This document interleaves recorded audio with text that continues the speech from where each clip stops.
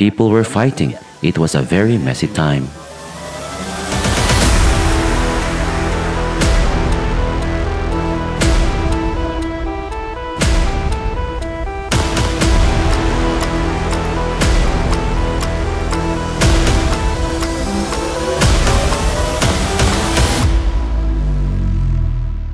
कैसे एक रेडियो प्रसारण ने एक गांव को मुक्त कराया। वियतनाम के सुदूर पहाड़ों में सिन सुई हो गांव एक समय ऐसी जगह थी जहां निराशा का राज था। अफीम की लत की चपेट में आकर ग्रामीण पीड़ा और निराशा के चक्र में फंस गए थे। प्रत्येक दिन अस्तित्व एक लड़ाई थी और भविष्य वर्तमान की तरह ही अंधकारमय लग रहा था। लत ने समुदाय को अपनी बेदर्दी से जकड़ रखा था और कई लोगों के लिए आशा का विचार लगभग असंभव लग रहा था। We were selling opium like selling chickens. लेकिन भगवान की कुछ और ही योजना थी। एक दिन हैंगे लंग, एक व्यक्ति जो अपने दर्द से राहत की तलाश में था, एक ईसाई रेडियो प्रसारण पर ठोकर खाई। जो बात एक क्षण भंगुर व्याकुलता के रूप में शुरू हुई, वह जल्द ही वह रोशनी बन गई जिसकी उसे सख्त जरूरत थी। सुसमाचार का संदेश उसके हृदय तक पहुंचा और विश्वास की चिंगारी प्रज्वलित कर दी।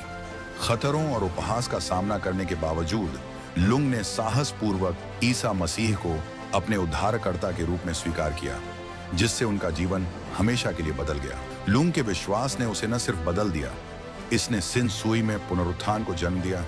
जैसे ही उन्होंने अपने पड़ोसियों के साथ खुशखबरी साझा की, नशे की जंजीरें टूटने लगी। एक बार अफीम से बंधे ग्रामीणों को ईसा मसीह के प्रेम और शक्ति में आजादी मिली। परिवर्तन निर्विवाद था। सिन सुई हो अब पीड़ा से परिभाषित नहीं, बल्कि सुसमाचार की जीवन बदलने वाली शक्ति से परिभाषित स्थान था। आज सिन सुई हो के लोग इस बात के शक्तिशाली प्रमाण के रूप में खड़े हैं कि ईसा मसीह व्यक्तियों और संपूर्ण समुदायों के जीवन में क्या कर सकते हैं। जो गांव कभी अंधेरे का गांव था, वह अब उपचार, शांति और आशा का स्थान है। यदि ईसा मसीह पूरे गांव को बदल सकते हैं, तो कल्पना करें कि वह आज आपके जीवन में किस प्रकार का परिवर्तन ला सकते हैं। आइए हम सिन सुई हो में शक्तिशाली सफलता के लिए प्रभु को धन्यवाद दें, जहां उनका वचन उन लोगों के लिए उपचार और स्वतंत्रता ला रहा है जो कभी नशे की लत से बंधे थे।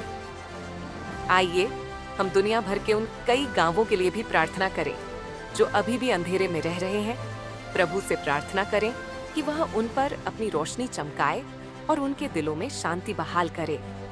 इन समुदायों को ईसा मसीह के परिवर्तनकारी प्रेम और उनके द्वारा प्रदान किए जाने वाले प्रचुर जीवन का अनुभव हो। हम इसे रे ऑफ होप क्यों कहते हैं? क्योंकि हमारा मानना है कि प्रार्थना इस अंधेरी दुनिया में आशा की किरण है।